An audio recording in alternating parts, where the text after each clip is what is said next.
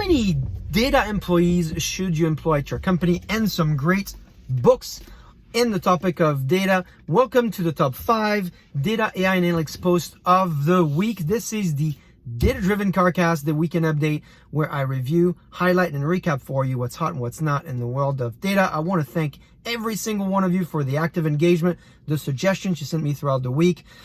In fact, if you like this, make sure to subscribe, like, share, use, and abuse this content. And as always, you know you can click on the link down below to go to my blog, where I have all the links and references of the content I'm going to talk about this week.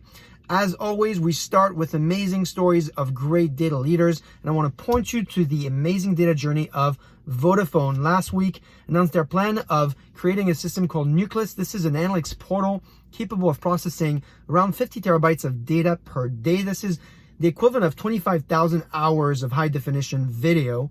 Their CTO explains in an article in the Financial Times how the system processes data from 5,000 different data feeds, how they've identified 700 different use cases. Really a story that we can learn a lot from and will be following. Another great leader to follow this week is Abhishek, the Chief Technology Officer at 1-800-Flowers. Today is Mother's Day in the US and in Canada, I believe.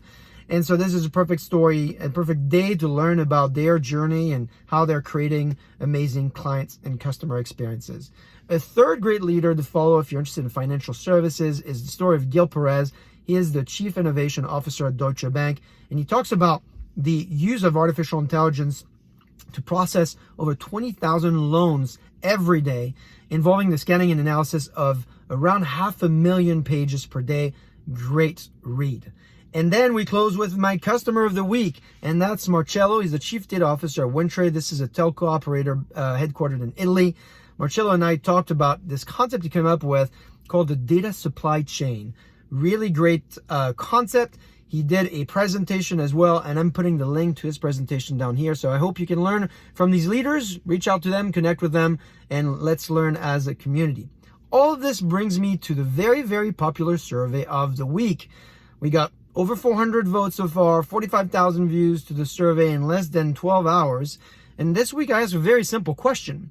How many data employees should you have as part of your employee base? That sounds like a simple question, right?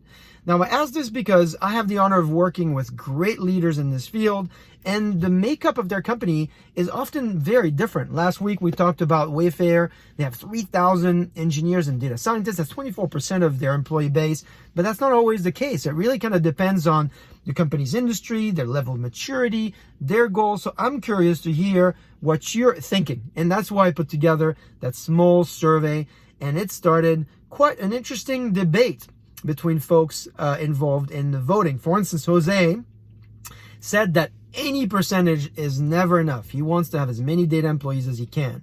And then Robert opened my mind to the fact that, well, if you have too many of them, maybe your program on democratizing access to data is not working. So this idea of a ceiling. So you got two extremes here.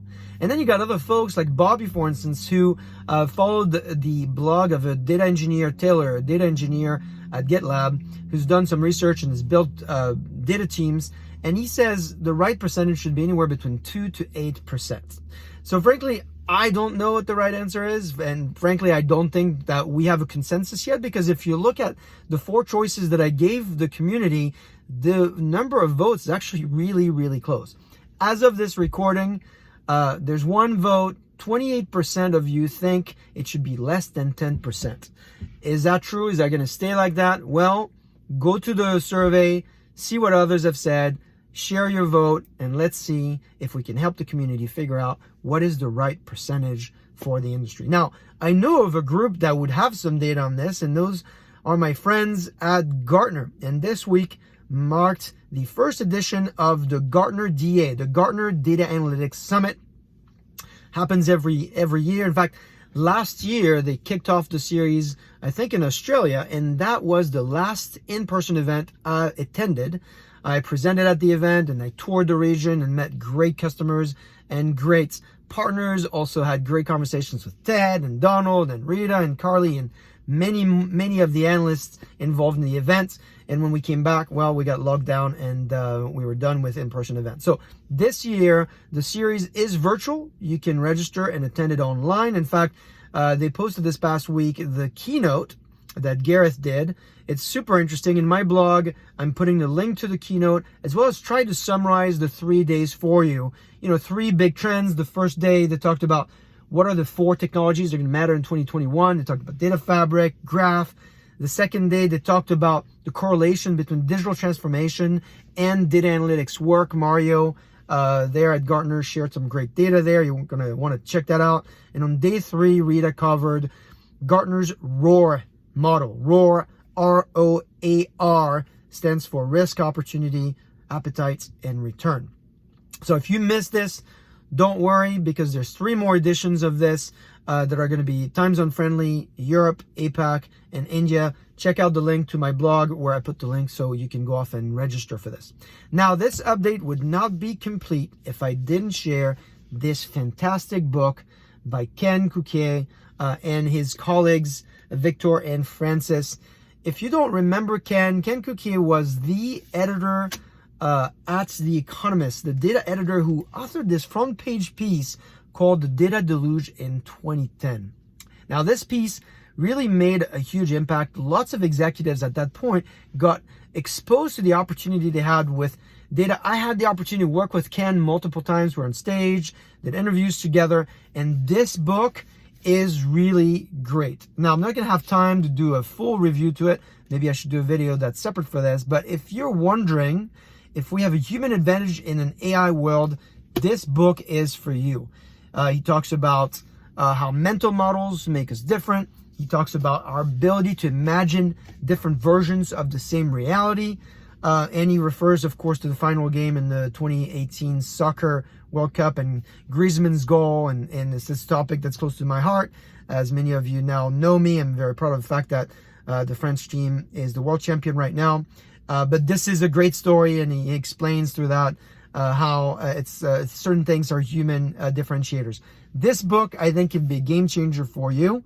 Of course, I'm not going to be able to cover all of it, but I want to kind of read to you at least one sentence that talks to the value of frames. And so what is a frame? A frame is a mental model to think about reality and how you look at it. And he says here, we do not see things as they are. We see things as we are. So this talks about, of course, how we influence our own frames and how we look at data. Anyway, the book is now available, going out on May 11th. And so you can order it. That's next week. The link is on my blog. And there's another book I want to make sure I highlight before I close this out. This is a book, actually, it was written by a colleague of mine called Plan, Act, and Impact. This is the playbook to elevate your perspective and your career. Colt is a great storyteller, and he dedicates this book to his kids. He says, it took me years to learn these things. I hope you can learn from it as a father. I know how this kind of work can matter. So Colt, you're having an impact. Thanks for doing that. This is going to help lots of folks. Well, that was a lot for this week. We covered a lot of ground. I hope you continue to find this is helpful to you. Thanks again for the kind words throughout the week. Let us know what you think in comments. Make sure you connect with those leaders. And until next time, I'm Bruno Ziza, and I will see you next week.